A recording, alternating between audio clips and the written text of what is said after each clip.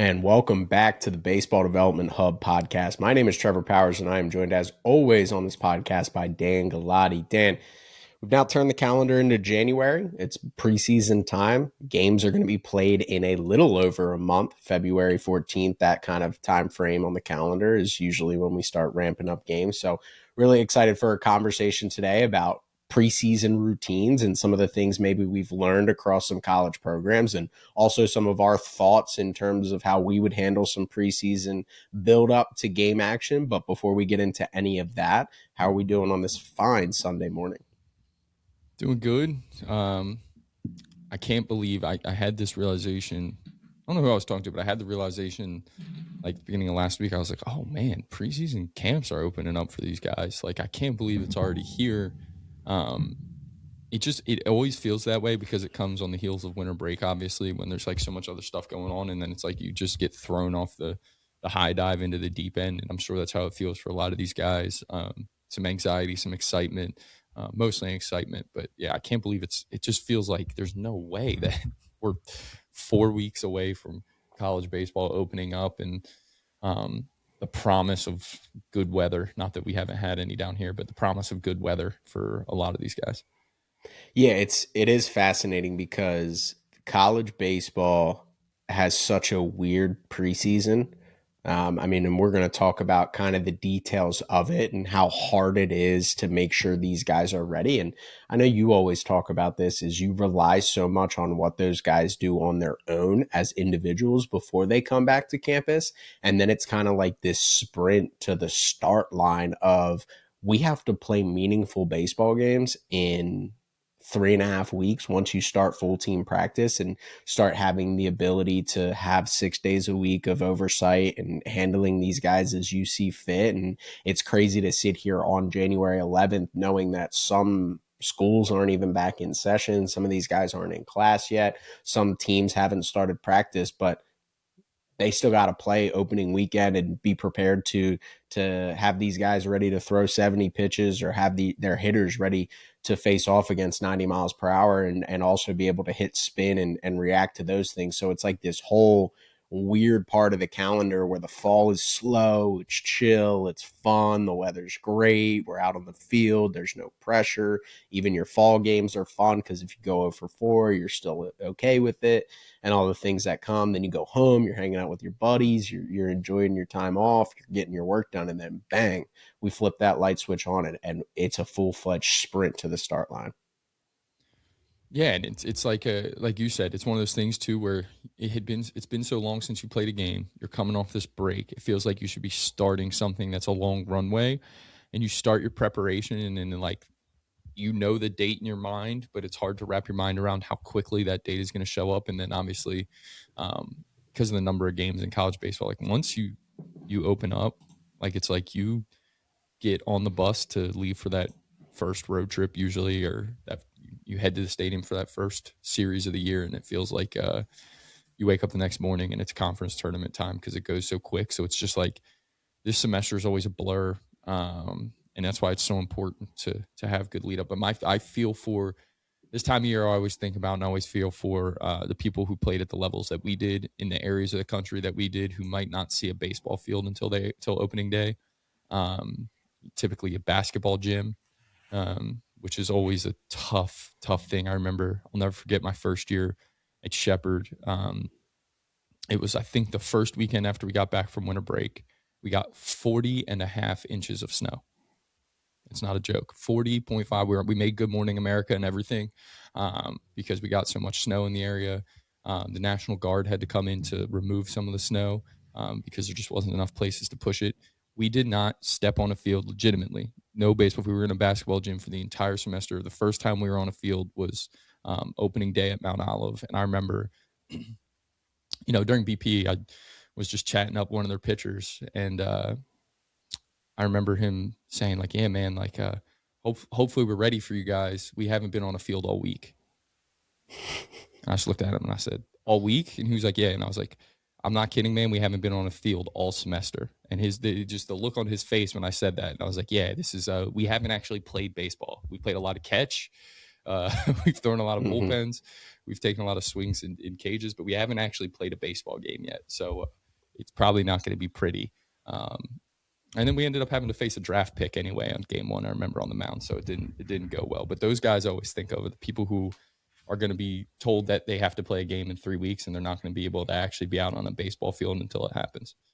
Yeah, and then the expectation is to perform like it's May, right? And that depends on your coaching staff's expectations for you as a team. But sometimes coaches get a little bit too overzealous in terms of their expectations of their club because they look good in a cage and a controlled environment, and then when they don't react very well when they're playing real games and facing real competition, it doesn't go as well, and then they're yelling and hollering at opening day and not even realizing that it does take time to get going. I mean, just to kind of build off that, obviously we both played in the same region of the country and in college, and the hardest one for me was fly balls. Like just tracking a Sure. real fly ball that was like up in the air, and you can do all of your drill work in a gym and all of those things, but if there's anything that took a second for your eyes to just completely adjust to, it's a fly ball getting up in the sky, tracking it, knowing where it's going to come down, and all of those factors that come into play. And again, it's just kind of what comes with college baseball is this balance of, not to mention that Northeast programs typically head down to the South, where the Southern programs have been outside and able to do all these things. Like, yes, that's one factor. But you just look at what is Major League Baseball, minor league baseball, professional baseball, and there's this long, chill build up spring training. Guys get 40 at bats if they want it. Guys get 15 innings. They're able to feel themselves on the mound. They can go out, lay an egg, go 0 for 4, get their timing down, and not lose sleep over it. But then we have every other level of baseball. It's just like, hey, bud, get out there and go get it right after a couple weeks of build up that isn't as beneficial, and some programs have different resources than others, but isn't as beneficial as being out on the field with warm weather, seeing fly balls, seeing pitches out of the hand, having all those benefits in your to your advantage, and being able to go off there and then compete and be able to win on February 13th. Because I looked up opening day is February 13th, so we are now Right. a little over, as this episode comes out, January 12th. We're literally 1 month Month. and a day away from playing games. And this is, and like, it's the fly ball thing cracks me up so much because it just makes me remember we had this. I'm throwing my head coach under the bus for a second. We had this drill at Shepherd that we would do in the gym called four corners. Um, Mm-hmm. and I really don't know what it worked on for baseball reasons, but it's like you're in a gym, so like it's like trying to keep the outfielders involved, and it would just be like I don't even know. It was basically like just practicing throwing it around, I think, for the Yes. most Yeah. part. And it was just like in a gym, it just feels like it just doesn't even prepare you. And then like everybody does the shrink the, because you're in a gym again, you have to like do the like bunt coverages within like a 4 foot space or whatever. And it's just like, this, yeah, like, I don't know. Just none of it feels like you're getting ready to actually be able to play baseball. And you're trying to like picture it like outside, what it feels Mm-hmm. like. And like, Yeah. then you get outside and like you realize the throw from like fielding a bunt. As a pitcher, it was like, oh, that throw isn't 7 feet. 15 feet. Yeah. It's, It's you like, actually have to sling it. Yeah. The only thing outfielders are prepared for come opening day is how to hit cutoffs. that's Because it. you do a lot of throwing across the gym and to a guy with his hands up in the corner, here, two, two, two, two, two, and also how to catch a ball with two hands. That's all they're good for, because then we'll flip it up and we'll get behind it. Yeah, yeah, yeah, And that's yeah. it. That's all Like it's gonna be outfielders that are perfect. ready for. And Yeah, it's because it's not we've even got like good form. you can't get a ground ball. Yeah, that doesn't, because you're not going to get a Yeah. bounce like you do on a gym floor with those little squishy balls to Mm-hmm. protect the floor. Because it's always, I always wondered that too. Is like we're in here scuffing up the floor, and like then the basketball team's got to come in and practice. I don't know how you guys did it, but like Yeah. basketball's in mid season, so we're practicing a lot of times. It's like 6:30 in the morning, Yep. And it's just like, yeah, my arm's not really working yet today, man. I got to throw a bullpen at what time? Yeah. Well, our good friend, social media spat, Albertus Magnus, whatever his name was, that you and him got in an argument with about how it's so disappointing that coaches make pitchers throw bullpens at 6:30 in the morning and then they have to go compete at 4 in the afternoon or 7 p.m. in some scenarios. It's like, dude, sometimes we don't have the opportunity to just schedule our day around when we think our pitchers are going to compete. But that's a little throwback from a couple years ago as some Twitter trolls, I guess, or some people who think they're smarter than they actually are, criticize college coaches in terms of their scheduling of things like bullpens, right? And things when guys are obviously able to get their work in. And that was something that you had an opinion on. But Dan, let's get into it and let's talk about both sides of the ball. Obviously, we started there. We talked a little bit about pitching. One of the hardest parts, and where I want your perspective on, is we're expecting these guys to go out and be starters, and go out and perform, and go out and be max effort come opening day when their number is called.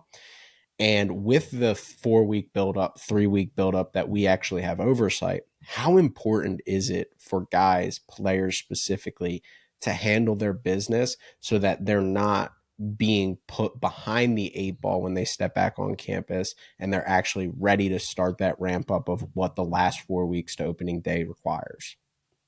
Yeah, I think we did an episode as winter break was kind of starting, talking about how important it is to get, that time on your own is like make or break for so many guys. The fall is great, but with the 6 week break you typically get from the end of your fall season until the start of preseason camp is like you can forget everything. It's not like riding a bike, hitting a 90-mile-an-hour fastball. It's not like riding a bike, being able to compete on the mound. And so, like, you have to be able to stay in shape because, again, especially from a pitcher's perspective, like, you have to be ready to compete at max effort in 4 weeks. And if you didn't handle your business, you're obviously opening yourself up to some injury risk. You're opening yourself up to obviously poor performance. And, you know, depending on your role on a college pitching staff, I know we talk about there being a lot of games, but if you're a reliever, like a bad opening weekend can tank your ERA for the whole Oh season. yeah. Mm-hmm. And, as much as coaches, we want guys to be process oriented and we're looking at numbers and effectiveness in completely different ways than just an ERA. 18 to 22-year-olds sometimes wear those ERAs like around their neck like before their batting like a average. tattoo Yeah. on your face. Yeah. Yeah. Yeah, literally like a tattoo on your face. Yeah, like you walk into your econ 300 level class after that first weekend, and if you got a 15 ERA, you think that the girl in your study group doesn't even want to talk to you ever again. It's so true. So and that's what happens to some of these college relievers, right? Like you go out there and in your first outing, if you come in and you give up a 2-run bomb and you only get 3 outs, your ERA is inflated, and sometimes it's hard to get that sucker down. So, if you want to avoid those type of things and just from a confidence standpoint as a whole, like everybody wants to get off to a good start to start their season, um, you have to have handled business over winter break. And, Mm-hmm. we talked on that episode, like it's different depending on the resources you have available to you. I understand that it's not easy for everyone. Everyone's in a different situation, but there are ways to win and you have to find ways to get better over that break, or you're going to come in behind the 8 ball, and it can really hurt some egos. Yeah. And I'm actually going to take what you talked about a step further. I think this psychological side of, yes, your ERA being inflated and not being able to get that down. We've always, I mean, this happens with every program, I'm sure, in the country. Guys really good inside, really good. Maybe it's a younger guy who you think could be taking a step forward. Maybe it's an older guy who's finally rounding into form, whatever it is, really good indoors in your live at bat sessions. Then they go out opening weekend and lay an egg, and every coach in the country is like, oh, well, I guess he's just not a gamer, right? Like, and those opportunities down the road have now been impacted based on, Right. like, again, it's not like it's very real and it's very true of like, you could have a reliever who's really performed well. And if you don't have the right pitching coach or head coach that understands that like these things aren't linear, but for some odd reason, every program that I've been a part of, there's the guy that's really good indoors, really good against his own teammates, and then he has one bad outing and the coaching staff's in the office saying he's just not cut out for it, right? Even though it's probably not true. He's probably more like the guy that you have a larger data set on, but there are a lot of times where you could lose opportunities if you don't go out there and succeed in weekend one, right? Every time you step on the mound, it's either proving or disproving what the coaching staff believes about you. And I think not having a good outing in weekend one could strip yourself of that opportunity and put yourself in a position to not throw the next weekend. And now that's the coach, like coaches need to be better, but if we're talking to players itself, you need to be conscious that like every time you step on the mound, especially come game time, those are the data points that matter more to a coaching staff is can he get high level outs against other competition? And if you go out there and you do that and you prove that to them, your next opportunity is going to come from that. And then your trust factor is going to build. And the opposite side, and probably more, the second point I want to make, and probably more important, is just injuries. I don't really think I need to go that far into that. If you aren't communicating properly with your pitching coach where you're at, they are going to ramp you up quick. You're going to have soreness. You're going to actually potentially blow out whatever injuries could crop up. And then what kids usually do is then they blame their pitching coach for not taking care of them or whatever it is. And then it's a reputation of the pitching coach. No, you have to be ready, or you have to communicate to your coach, like, I am not ready, right? And I know that was something you were really good at, is having a trusting relationship with your pitchers and having them be able to come back and be like, I'm not ready. And you being like, not jumping on, like you're mad, you're frustrated because it's like, okay, you're behind the eight ball now, but not being like, you'll never pitch for me because you're not ready. No, I would rather hear you say that. And then we build a plan around that rather than you lie and say you're ready and you've been throwing and you've done everything that you can do. And then us ramp you up, you blow out in live at bat week 3, and then you come back to me and you go, yeah, I didn't throw over break. When then I feel guilty, right, as the pitching coach, and I feel responsible for putting you in that position. So those are two pieces that are huge, huge factors into the next 4 weeks. The majority of injuries, long-term injuries, happen in preseason, right? You see that a lot early March and into the early April timeframe. MLB pitchers, like that is where the most blowouts happen. And if you're a kid coming back to college, going back to high school, you need to understand that, right? Like you could be doing yourself harm by not communicating what actually happened over winter break to your coaches. Yeah, I remember. I appreciate you bringing that up. I remember that my anxiety always as a pitching coach was the first bullpen back from break. Because inevitably, like again, like you said, I knew where a lot of these guys were at. I knew we were going to have to kid glove some of them, and some of those bullpens were just awful. And I remember, in the cramped gym, watching some of these guys, and our head coach just being like, "What did he do over break? Well, what did he do over break?" And I'm just like, I don't know. Mm-hmm. Trying to play the, like you said, like I'm trying to tamp down my frustration, especially in the there and now, and be frustrated to, in my own time away from it, and at the same time not throw my guys under the bus. So I'm trying to defend them a little bit while also agreeing with our head coach with my frustration, but not trying to show it on my face and not try to jump them about it, because it is what it is. And I think that you made a ton of good points there. And like the thing with, going back to the kid who always dominates, like that is, you're so right. Like there's always that one guy in the cages. And I think so much of that too is like why it is important sometimes, and this is so basic, but why it is important to keep numbers every time guys go out there, because it's like you look at, fall strikeout numbers, and it'd be like your staff would be a 9 Ks per 9. And then inevitably you would get back from winter break, and after a couple weekends of live at bats, you'd be punching out 15.7 per 9. And like, just, you kind of have to remember that like it's hard to hit in a cage. And who knows what these hitters were doing over break. And like now it's like, here, get in here and face live pitching. And, a lot of the kid who dominates early on in the winter and then goes out there in that first one, it's always the kid who, it's not like he goes out there and he gets hit around the park. It's never that guy. Yeah. That happens. It's always the guy who goes out there, and I mean, strike percentage is down around 20% in his outing. And it's like 4 walks or 3 walks. And it's like just performance anxiety, legitimately.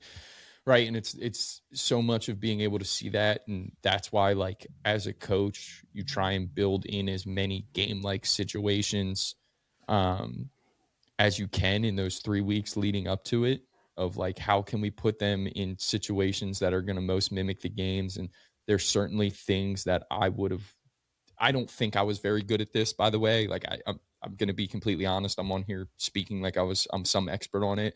A lot of the information I'm going to give today is what I've learned from talking to smarter people than me, because it was so hard. Because I think if you can create for those relievers a situation where it's like, no, you don't get 40 minutes to warm up. Like, here, get hot and get in there as you get closer to opening day to mimic that. And, a 2-minute drill or whatever you want to call it, to like put them in that situation. I know our buddy Tommy Cockle does it at Gardner Webb, where it's just like, you got to get hot and get in there right away, because that's what we're going to need you to do the first weekend of the season. You're not going to have, hey, this is when you're pitching in this order and schedule it. Like, no, like it doesn't work that way. And I know that's hard for guys to adjust to. And a lot of times that's how we run our winter thing.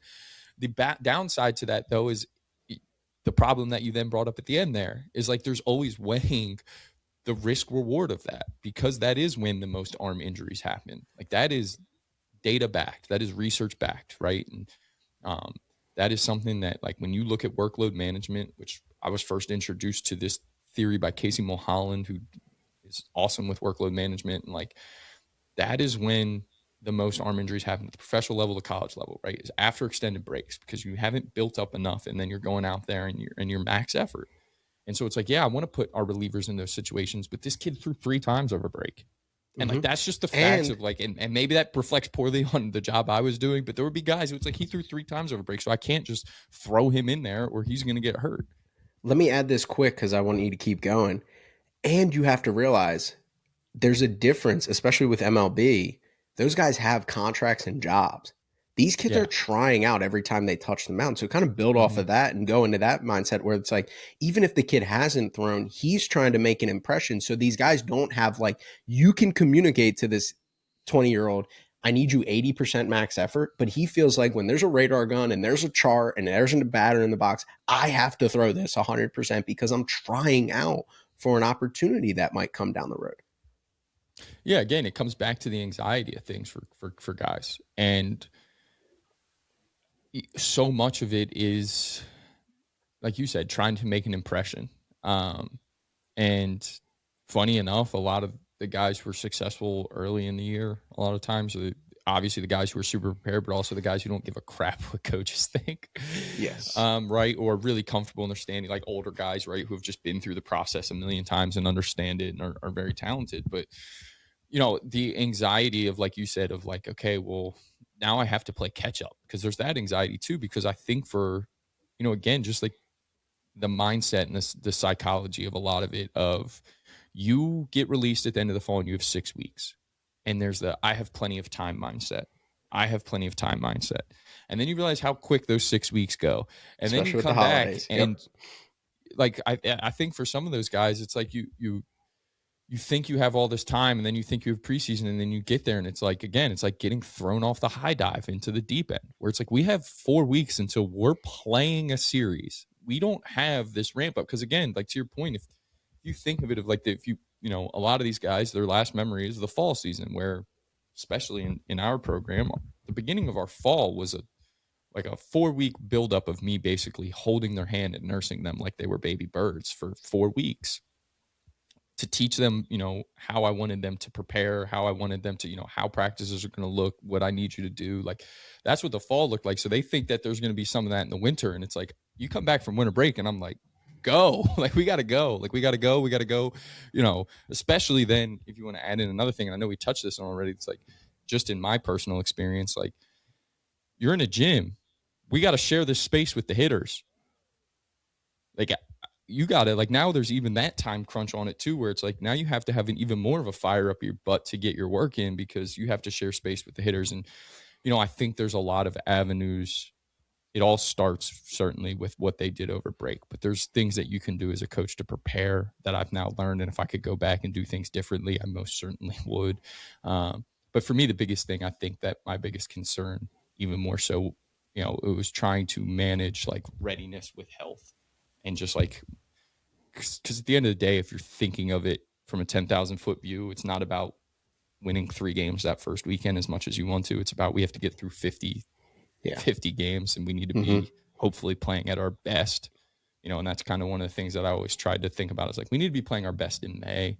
Yep. So yeah, we're probably not going to come out looking like world beaters in February. So you mentioned it there, some of the things you've learned. We want to touch on both sides of the ball today. So obviously, we're not going to spend a full hour on the pitching side, but what are those things as we kind of wrap up the pitching side? What are some of the things that you learned? What are some of the things that you did specifically that you thought worked? And what are some things maybe you've learned now that you would implement in if you were trying to build up a pitching staff right now?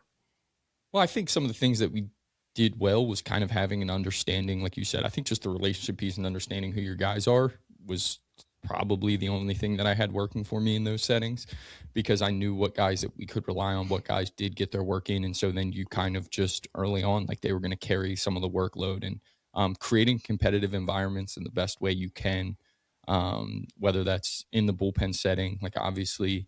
Um, You'd like a ramp up bullpen. I remember some years we had one, some years it was like, no, we just got to go. And if you're not ready, some guys wouldn't throw pens. And I think that is something I did good. It's like when we opened up Valentine's Day weekend and we had, 3-4 weeks, it was like, if you didn't do as you needed to, you're missing the first bullpen, because I need you to build your workload up before you touch the rubber. And so being able to kind of understand that, and then creating some live at bats, even though they got drawn on by the end of it, that did make the 4 weeks feel long, but it was necessary. And I think that's the best thing you can do, especially if you're inside. And I think some of the things that we've heard coaches do,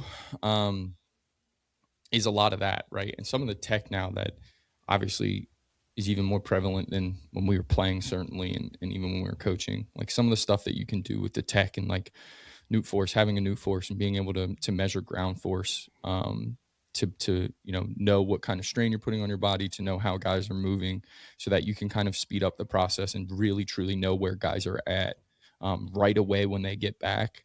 And I know not everyone has that. We're talking about the haves, not the have-nots here when I'm saying this, but that is crucial, right? If we can put guys on the Newt Force mound and know exactly how their body's moving, the strain they're doing, and having that tied into a strength and conditioning program that some of these schools have, and strength coaches that are outstanding. And obviously, I think a guy like Hunter Bell, who, has every season just mapped out so well so that their bodies can be strong, move quickly, and get as close to, 85% as you need them to be, 90% as you need them to be, as quickly as you can. Those are the schools that are always going to get off to hot starts. Yeah.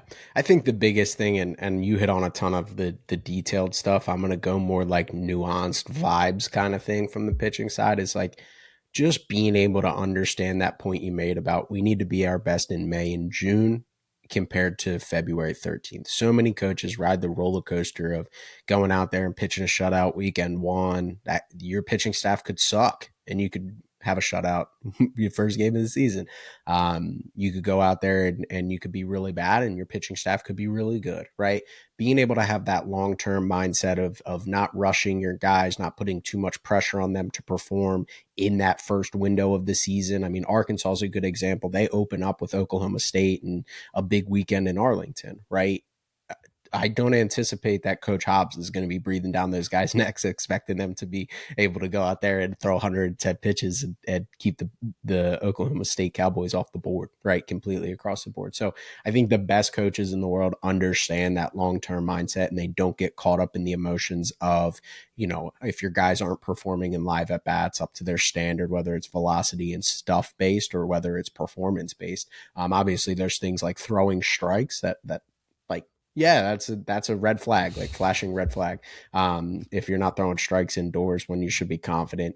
But there's certain things also, like if you're getting hit around, like by all means, like that doesn't mean your pitching staff is going to stink, right? And I think being able to understand that there's a ton of time on the calendar. I think that on the opposite end, as we transition into the offensive side, I do think that like pitching should be better in the cold kind of setting, usually early in the year. As long as you throw strikes, usually you're going to have a lot of success, because I do think bats come on at the end of the year when it gets warmer and it gets hotter outside, and it's a lot easier to hit in 65 compared to 40. Your body just moves compared to pitching. You're utilizing maximal effort in 45 degrees, so you kind of warm up a little bit quicker, and all those things that kind of come into place. But I think the best pitching coaches in the country have an understanding that, we don't have to be perfect tomorrow, whether that's week 1 in January 15th, or whether that's February 13th, or whether that's even really, really, if we want to talk about the best of the best, even March 15th. They're having the same conversation. Like, hey, these guys are still building. We're still building. What are our goals? Having that communication line with the head coach, not putting too much pressure on your guys, and kind of being able to make sure they go out there with a clear mind, and understanding that, like, not everything is the World Series Game 7. And we talk so much about this. I know you and I did, especially last year, after the first couple weekends. But it's like, it's hard, but you have to have the understanding that, like, win your conference is kind of should be the first goal, right? Like, so trying to figure out roles, I think, by those March dates when you're starting conference play is, Yeah. like, kind of how I think that's almost the best frame of mind to do it. It's like some of those, again, if you treat that first series like it's the conference tournament, the regional. Again, I'm not saying you don't want to try and win, but I always like to go down into it and have that would be like the most laid out. I feel like my pitching plan would be. Now, everything, of course, it always would go awry, but, like, these guys, because you want to see how they react to things, how they do things differently, what situations can we put them in, and the first couple of weekends you got to try and do that leading into conference play. Um, and if by conference play, like you're saying, if you can then have it figured out by then, usually those are the teams that are pretty good. And if you avoid injury, I mean, we also always see, like, the schools that, like, lose 2-3 arms this time of year, and it's like that makes it really hard, because now you're asking guys who you didn't think were going to have to be as important be more important. And the roster crunch, we've talked about this numerous times, that's going to Yes. change things this year. So, um, so much plays into it, and it's hard to navigate. Yeah, 100% on that last point, right? Like, is you got to make sure that you have the depth that is confident in what they're doing, and being able to then go out there and perform. And I even think one of the values of this time of year is let your guys bleed a little bit, right? Like, I think that's something that coaches Have don't to. do, is like, once a guy's out there and he's losing the strike zone and he's getting hit around, maybe not losing the strike zone, let's say getting hit around the yard, right? Getting barreled up. The other team, who you're traveling down south, it's a team that's been outside. They've seen more action out on the field, maybe had some inter squads and some things like that in the early season. You go down there and a guy's getting hit around the yard. He's just getting barreled up. He's a guy who had a lot of success indoors against your hitters, and he just get crushed. Let that guy bleed a little bit, because if you're really focused on winning your conference and beyond, maybe that guy builds up a little scar tissue to go back out there, and he gives up a backside double to leave off an inning. Then he goes punchy, punchy, punchy, or he gets out of a big jam because he has that scar tissue and that experience to be able to go out there, and you can tie it back to, like, letting that guy get roughed up when it seemed like he was in a bad position early in the year. But so many coaches want to win from game 1. They want to win from start point, that the guy gives up 3 straight hits and they go and yank him, and that can hold some consequences down the road that maybe you didn't think of. So I think it's being able to do all of it. Like I said, if a guy's not throwing strikes, get him out of there, because nobody, when it's 40 degrees outside, it's cold, it's muggy outside. When a guy's not throwing strikes, it's like, dude, get this guy out of here. Let's move on. And that's from a coaching standpoint. I sit there as a coach and say, get this guy out of here. So then let's head to the other side of the ball. This probably might We're gonna have to find a way to switch roles here, and where you maybe start asking some questions and start guiding the conversation a little bit more. But obviously on the offensive side, it's a little bit different. I mentioned there in passing that I do have a firm belief that the bats warm up with the temperature, and it becomes a lot easier to hit the further on in the schedule you get, and the warmer it is outside, and all of those factors that come into place. But I think offense is such a fascinating part of the game, because you know, it's very hard to get on time for 90 miles per hour if you haven't done it, right? Like, I know that's such a simpleton way to say it, but so many people don't understand how long it takes to get ready for pitching, just hitting against velocity, let alone hitting against velocity with spin to both sides of the plate. let alone all of the different factors that come into play once the season begins and once you start facing competition. The thing that I always used to tell our guys, and it was such a small thing, is our guy, you got a young guy or even a veteran will come up to you and he's scuffling in February, right? It's like February 1st. He has no knocks against his own staff, all those things like that. And I always used to hit him with, hey man, timing takes time. Right. And just as simple as that, right? Like trying to get these guys to understand that, like, listen, I am not expecting you to be able to barrel 85 to 90 miles per hour on January 15th at all, any stretch of the imagination. That's my job as a coach, to prepare you for that moment when the opportunity comes, and you're then expected to go 3 for 4 and execute in certain situations and perform in game. That's our job as a coaching staff, to build you up. So I'm not going to get mad at you on February 1st when you're not doing what we expect you to do. And then also don't get frustrated and come to me and say, I need to change something. How's my swing look? How do my mechanics look? All of those things are really big factors of the early season of making sure those guys are ready to perform come opening day. Yeah, and it's like for me on the offensive side, so much of it is like we don't have time to build the engine. Like we have to just rep timing. So I guess, how many times have we heard, you know, challenging environments from these hitting coaches at schools we've gone to? And like I guess to me, correct me if I'm wrong, like that's the biggest thing. Is like we don't have time to build the engine. We have to work on timing, so you have to get in front of it and see it as much as possible, and we have to have challenging environments for the next 4 weeks.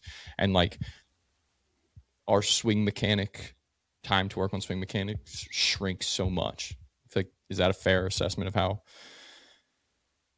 Yeah, I mean, I plain and simple, like, close, not saying close the book, but largely, and especially in Division 3 where you don't have a full fall to work on mechanics, like guys are kind of independent in how they, tinker with mechanics. You're not really like, if you're a swing mechanic guy and you're going to come in and coach these guys up in the really 7 weeks that you have before you start playing games that matter of oversight, you're going to have your guys swimming a lot of times. You better be able to communicate that message and get guys to make adjustments fast and make sure there's no, lacking of understanding on the hitter side. So I do think it's a balance early in the spring of, like, we can round out, like, we don't want to lose movement and explosive moves early in the spring just because it's something that, we're all in on getting timing and chasing timing and, doing challenging environments. So I do think, like, maybe week 1 of the spring will blend, like, a little bit. Hey, go chase an exit velocity. Let's make sure we're turning fast. Let's make sure we're explosive, putting force into the ground and doing those things. Here's your med ball routine to make sure that's your foundation of how you move.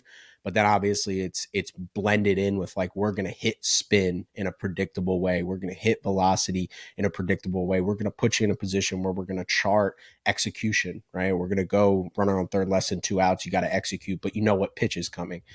So those are kind of the balance points, right? It's funny. The thing I think of is, it's the crazy hot scale from How I Met Your Mother, right? Like, so early in the spring, you have a little bit more of let's work on movements, let's work on mechanics, let's work on being explosive, let's work on bat speed, let's do those things. But the closer you get to spring, the more the balance and the pendulum swings to, like, hey, your mechanics don't matter. The amount of times I said that, especially to older guys, of like, your mechanics don't matter anymore. You'd have a senior come to you on March 1st, be like, hey man, I'm thinking about changing this. I'm like, why, dude? You're going to be selling insurance, still working on your freaking mechanics, right? Like, it's just like, understand where you're at on the calendar and understand where you're at in your career. So, like, so many coaches want to build this perfect swing. Like, we got to be able to compete. We got to be able to put two feet in that batter's box and know what's the guy's throwing, know how we're going to react to that, what that guy's throwing, have adjustability to what that guy's throwing, and find a way to put as many barrels to baseball as humanly possible. Because some of these guys, like, especially at smaller schools, it's like, what are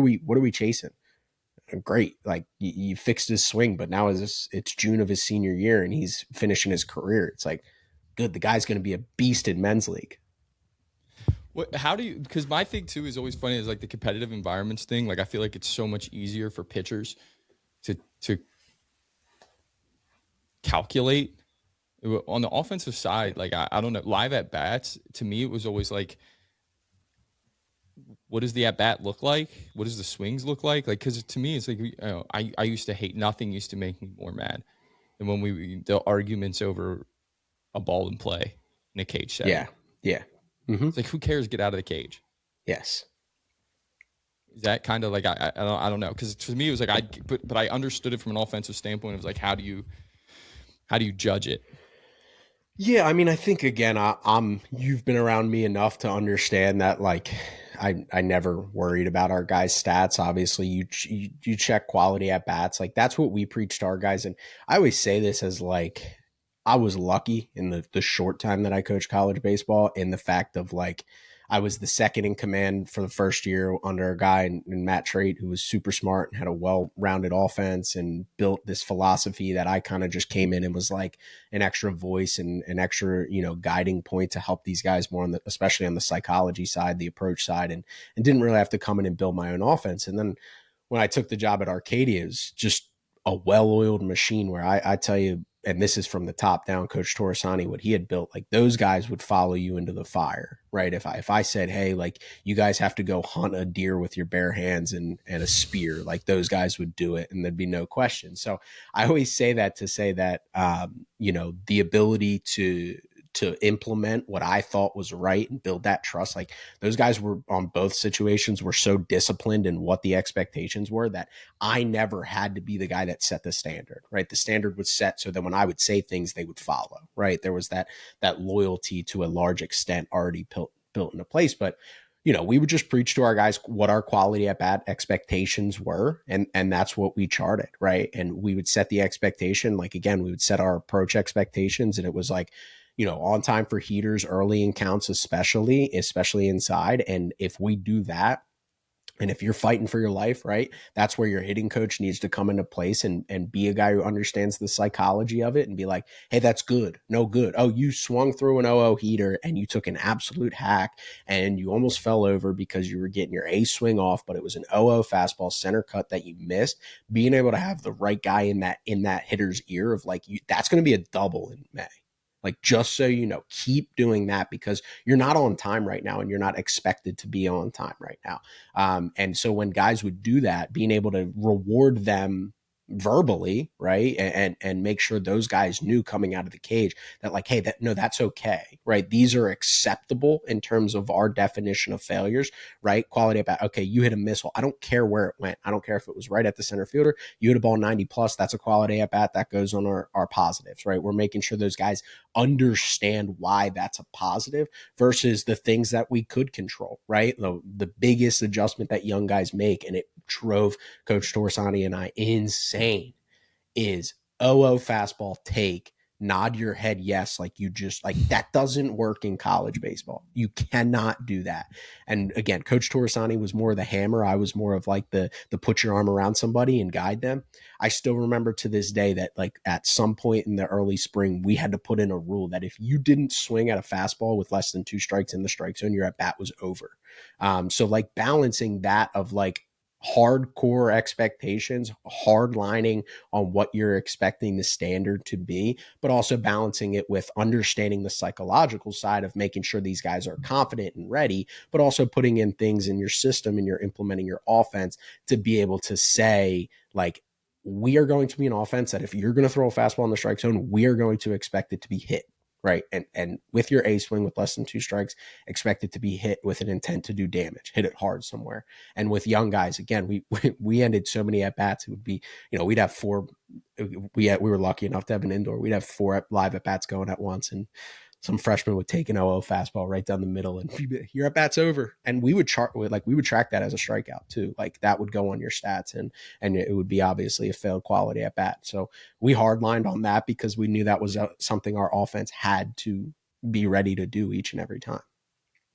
Yeah, I feel like so much of it, just like this whole conversation, both sides of the ball, comes back to just like the performance psychology of it all, and like the mindset that you can get people in as quickly as possible. Because it's like you have to flip the switch to compete mode as soon as January starts, and it's really hard coming off a break to do that. But as you said, it's like being able to understand that in the practice setting, taking an 0 fastball is a punch out because we have non-negotiables. But if you go 0 for 3 in February, your season's not over because, like you said, we have to build. And like you said, like it's being able to have a competitive mindset, and this sounds simple, it's so much easier said than done, right? Like we can sit here and talk about how this is like what's crucial to the mindset to have, and like it's like, yeah, but if you actually think about putting this into practice, it's hard because again, like as an 18 to 22-year old, like I make the joke about wearing the ERA like a necklace or a tattoo on your forehead because I used to do it, right? Like and Yes. it's Yeah. understandable, and the batting average is the same thing, right? Mm-hmm. Like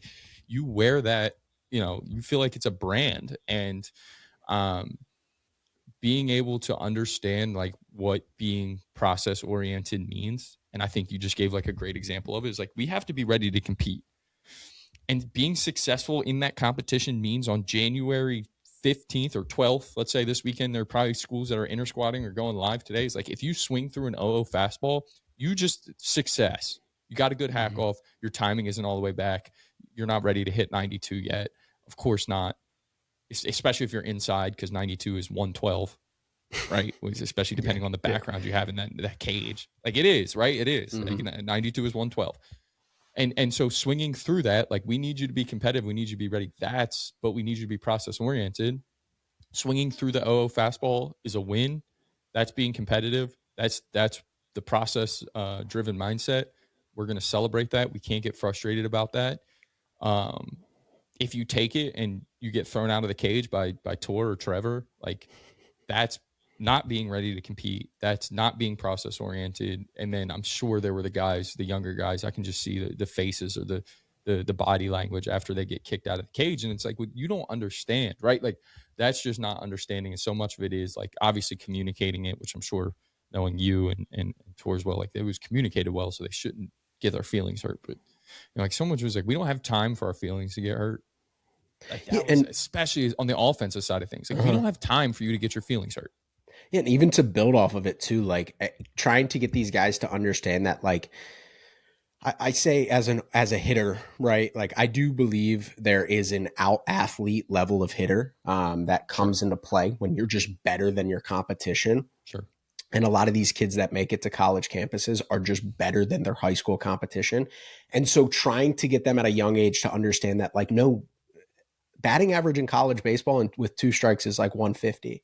You might have been able to do that in 5A high school baseball in Pennsylvania, but you can't do that at this level. The breaking balls are better, the stuff is better, they're less predictable. All of these things that are factors into play, and getting them to understand, because a lot of them would be frustrated, be like, well, I'm a really good two strike hitter. No, you're not. Nobody is. No, nobody is. Like, we No, don't want to hit no. with two strikes. There's no We don't such have the thing. luxury. Yeah, there is not the leash. Like, you don't have the expectation. We don't want to get to two strikes. Batting average in college baseball tells us you should never get to two strikes, right? Like that is a matter of fact of trying to get these young guys to understand, are we going to build the armor to compete with two strikes? Yeah, but we want to get there going down with like took your A hack trying to hit a double or a homer with 0-0. You took your A hack 0-1 and now you build that armor to be able to club down, compete, and have the expectations and educating those guys. So there was a lot of frustration early, but like you said, as long as we're communicating it and being like in a clear, concise way of being like, listen, you've never seen a breaking ball like a Friday night guy. And I know you're playing Division III baseball and maybe you faced a Division I commit in your high school, but you've never seen a guy be able to command a breaking ball like a Yeah, it's Friday night guy at 23. the Division III level, right? Yeah, like 23 years old, mature. He has three pitches that he can throw you in that situation. Your high school kid, again, I could go to a high school field and I haven't coached baseball in multiple years and I could call pitches for the opposing team. Oh, fastball outside. Ball, fastball outside.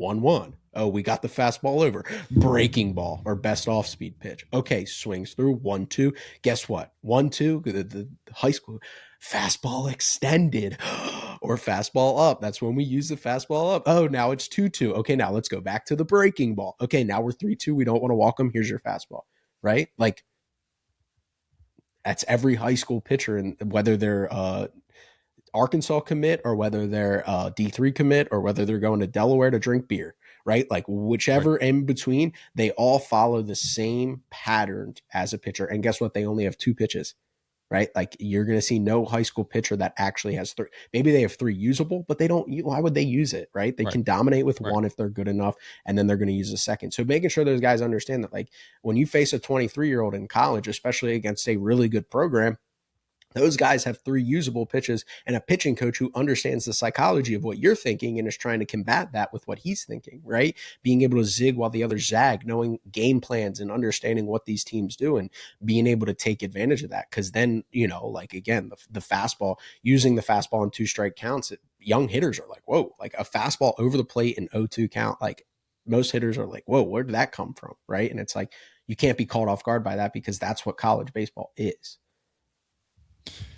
Yeah, and it's just so much of it is I mean, building the philosophy too. I would imagine that's one of the most important parts, and you spend so much in the fall of doing it, being able to reiterate it, and then like really hammer it home to kind of over hammering it home to them. So it's just so drilled into them. Whatever the philosophy is, like you said, not getting the 2 strikes, like that has to be like there has to be the non-negotiables, and if you can set those up and have them succeed, and we talked about it with some great, I mean, I just thinking of Dan Heathner talking about building individual hitters within a team philosophy, right? Of like, we want doubles, Yeah. like we want to lead the country in doubles, we just want doubles hitters, and Yep. other things will come depending on your makeup as a hitter, and like understanding that, getting into these situations, because so much of it in baseball, when we talk about the one-on-one matchup, is confidence. Who's convicted, who's confident in who they are, what their strengths are, what they're trying to execute.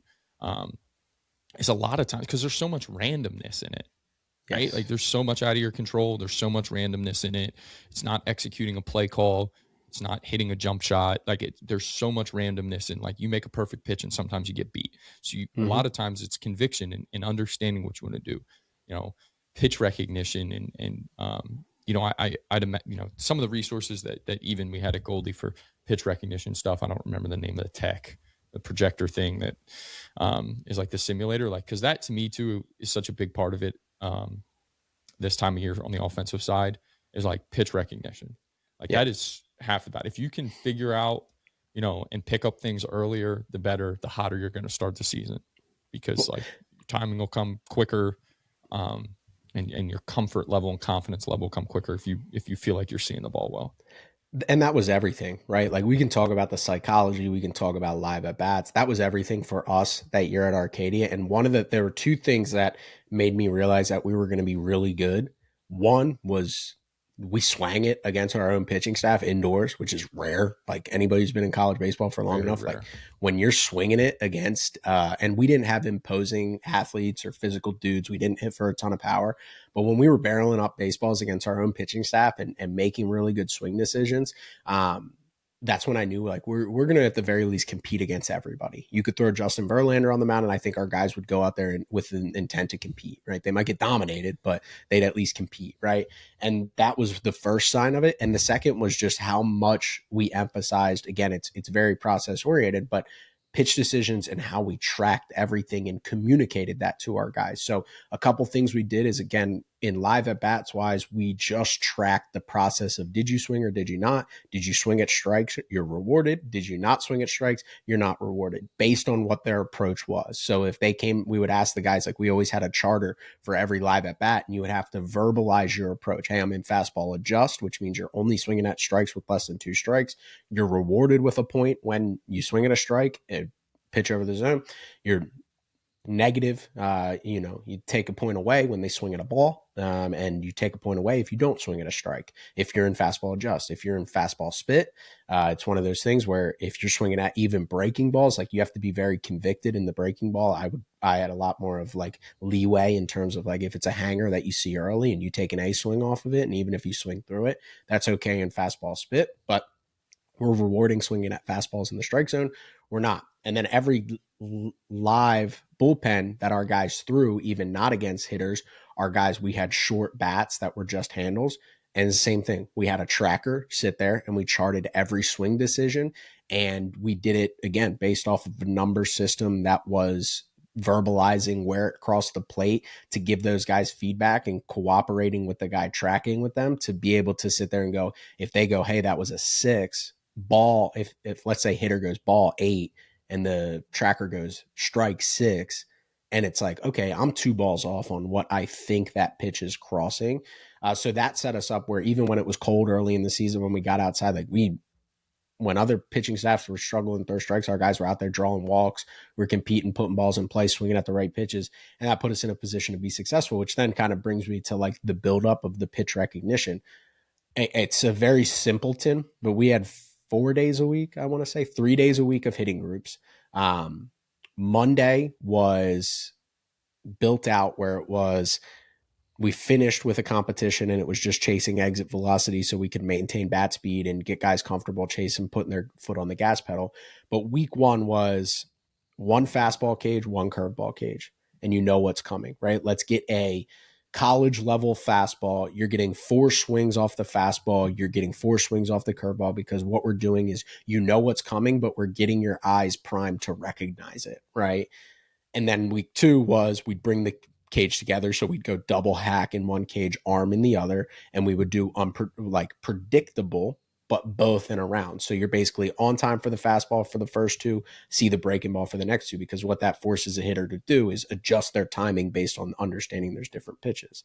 So you're going to get your 2 fastballs, you're going to barrel them up, and then you're going to have to adjust in your own at bat mentally in your approach and say, curveball, and I'm going to have to recognize the curveball early and still put barrel baseball. Same thing in the other cage, 2 fastball, 2 curveball, right?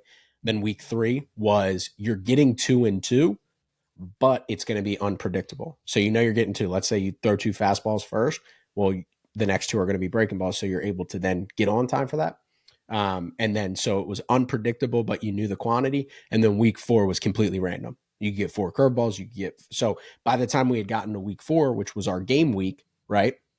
We were then able to like completely make it as game like as possible. And we did the same thing on our Thursdays. What we did is we called it our execution stuff. So we split them up into teams and we did 2 hack with everything and we would chart execution. So the first one would be a 2 strike. And we did it the same way, right? You're getting all fastballs and executing, and we tracked it. All I did that day was sit there with a piece of paper and circle yes or no, right? And so it would be all fastballs week 1, fastball and curveball and predictability week 2, fastball and curveball, but you know the number, no predictability in week 3, and then completely random in week 4, right? So, and then obviously once we got beyond that, and so like we would execute on runners on third less than 2 outs, all those things. And then Friday, our last day of the week, right before we got into live at bats on Saturday, it was a lot more of now every round. I always say you want to train with an active mind. So every round had an approach to it. But even if that approach was poolside homer, even if that approach was gap to gap, even if that approach was 2 strike, right? Just like by everything was fastball, BP speed fastball, but everything was tied to a mental approach. So those guys didn't go in without a mind, their mind turned on. And then we would do some mechanical stuff on the side, some offset stuff, some short bat stuff, and things like that in cage 2. But in cage 1, it was more of a feel good stuff of like, hey, let's see one pitch straight as an arrow. Let's feel ourselves hitting the barrel before we go compete on Saturday. And then in the other cage, it was like, how can we make ourselves mechanically ready, not bearing down on it, having external focuses and being able to make sure our mechanics are in a. So like, it's very simple because it's all mapped out for you, but it's about taking what you're doing, what your objective is, and accelerating and making the environment more difficult as you get closer to game speed. And then once you get into the season, it's about overtraining and pushing your boundaries. So if let's just say we're facing fastball velocity is what we wanted to train on Mondays, after the season starts, let's say we expect to face 85 to 90 on that weekend, we're training 92 to 95, making sure those guys are feeling that. So then 85 to 90 the next week feels like slow pitch softball. They're seeing beach ball. So that was how everything was built out to get that pitch recognition up to game speed as quickly as possible. Yeah, and I think again, it's just like going back to being able to put them in. We hear it all the time, right? Every coach we've talked to, I said it when we started talking about this, like the competitive environments and the challenging environments, and like if you can overtrain it, and I guess my biggest thing here is like we don't have you don't have time this time of year for the feel good cushy. We got to get ready to roll. Yeah. And again, doing that from the 10,000 point view of like, yeah, it doesn't need to be a finished product opening weekend, but we got to know who can be out there, who can be ready for it, because we also don't want to, if we're only worried about making people feel good and we're not doing enough of the competitive stuff and training in the tough environments, then you also don't want to go your first 2 weekends scoring a run and a half a game, 2 runs a Yeah. game, right? Like you do need to be able to put an efficient and effective offense out on the field by the time it starts. And it's challenging, which is why we're talking about it, because it is so unique that it's like a sprint. It's like a sprint. Like it's like you have so little of a window, and it's very different on the offensive side because you can set it up the way you talked about doing it, because you can, the body can handle a lot more swings than it can pitches off a mound, and the injury risk is still there for the offensive side, but it's nothing like the pitching side of things. So you can kind of create those environments and overstress it, where on the pitching side, again, like we talked about, you have to just manage the risk reward of injury. And like we only have, you have a way more limited amount of opportunities to get that training in before it's go time, right? You're probably getting 3 live sessions in, 4 live sessions in, before the pitchers have to go out there. Whereas the hitters, they can see some form of high With machines velocity or nowadays, you can do spin, everything. right? Yeah. There's no Right. excuse It's like not to, right? every day, so they can go into it. And when you're getting in a live setting, pitchers get 1 inning, then 2 innings, 3 innings. By the end, you might be throwing 3-4 innings at a time, where hitters are from the first weekend are usually getting 3-4 at bats. So you're getting Yeah. 40-50 at bats compared to 7 innings Mm-hmm. by the end of it. Yeah, and I think you mentioned it. The feel good stuff is like, you in today's environment. If you're only doing feel good stuff, you're probably not going to be working very long, right? Just being honest, like you're not going to have a job very long. You're not going to have offenses that can perform, and being able to communicate to guys. I think players are more in tune to it now, of the value of machines and the value of swinging and missing in practice. But kind of in that transition period when we were still coaching and we were still doing these things, there was still like the joke was like, I always used to make fun of our guys when they'd come back. It's like, yeah, you guys spent all off season doing flippies and T work, boys. Now we're gonna actually hit, right? Like now we're actually Right. gonna have to hit and be realistic towards games, because so many guys used to. Now it's more prevalent for local facilities to have machines and things like that are accessible to the players. But being able to have guys come in there and compete at a game level, because they probably, like most hitters, again, the psychology of hitting, most hitters don't intentionally put themselves in a position to feel like crap, right? Like fair. And I understand where they're coming from. Like most guys don't go home for the offseason. You know what I'm going to do? I'm going to go face a 90-mile-per-hour fastball off the machine and swing and miss 6 times out of 10, because I want to create a game-like environment for myself. So getting guys to understand why you're doing it, right? And that's the trust factor.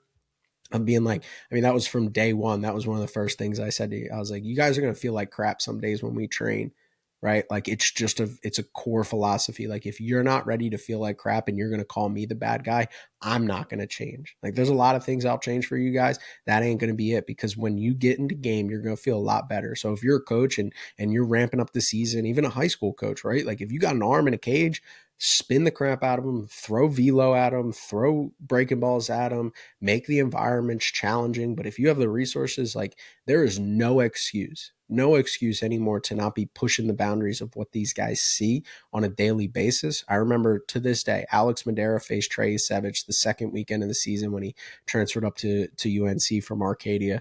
And we went out to dinner and he said, yeah, I saw Trey Savage's split finger 15 times before I went out there, because he Right. ended up hitting a double in his first at bat the other way, staying on a split finger and seeing it. And if you're not doing that, right, like you're doing a disservice for our guys. And I know there's such a big tug and pull. I mean, we had a whole episode on whether machines were valuable, because there's still old school people that want to believe that it's only off an arm and it's only these challenging environments. And it's just, I haven't talked to a single coach who has developed a high level hitter who has said that machines don't make their guys collectively better.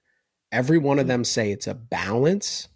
It's a balance, but machines make their guys better. Machines create game-like environments. Look at the system that UNC put in this past week, the Traject system, where you have the pitcher and you can punch in anybody who has TrackMan accessible data. You can punch in their stuff and they can see them on Wednesday, Thursday, Friday before the game, and then go out and face that guy on Friday.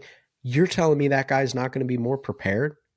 And for players, if you're listening to this as a player, if you poo-poo spin and velo and failing in practice, is the game that easy for you that you don't think you have to train hard and training about like baseball's the only sport that we go out there and it's like, oh feel your barrel 10 for 10, and then it's like, here's 95 with spin, go hit it and go 3 for 4.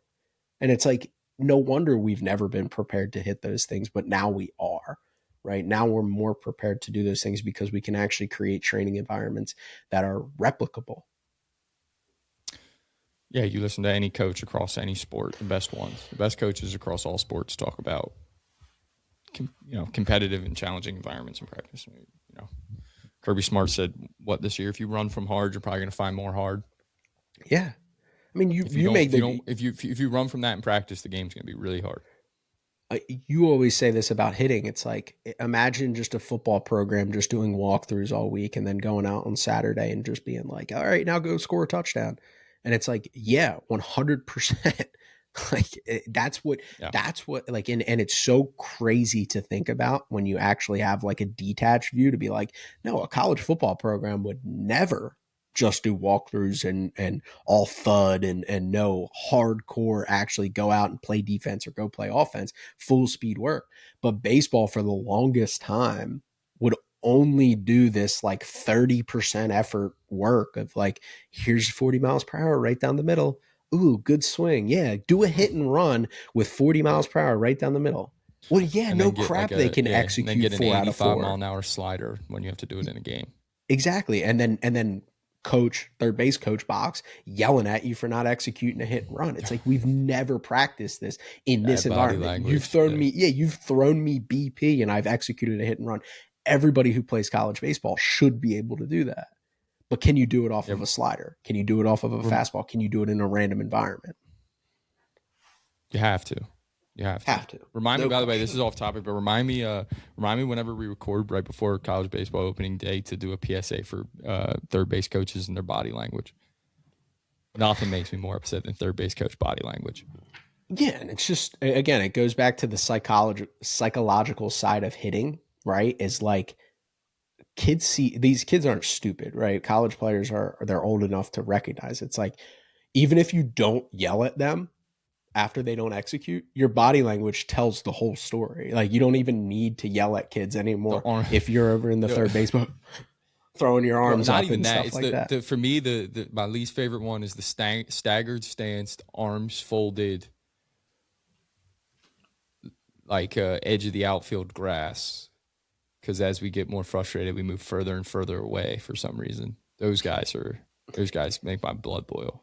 Well, we'll wrap this podcast up because I think you're talking about somebody specifically. I think there's somebody. No, that's a lot of right now. No. That is not specific. That was not specific at anybody. That's a lot of people. I mean, I know who you're thinking. I'm thinking of, but that's not even.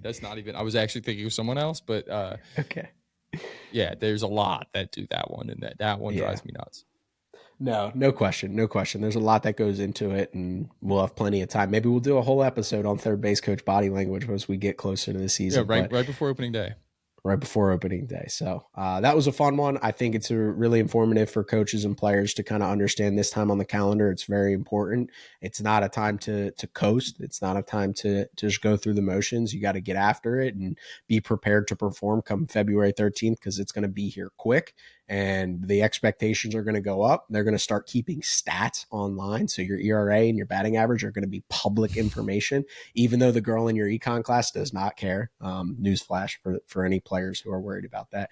Nobody looks up your batting average when they see you on campus, except for you. But it is a time of year to definitely ramp it up and make sure you're ready to perform. So with that, smash the subscribe button. You don't want to miss any of the content that we do. And that'll do for this episode of the Baseball Development Hub podcast.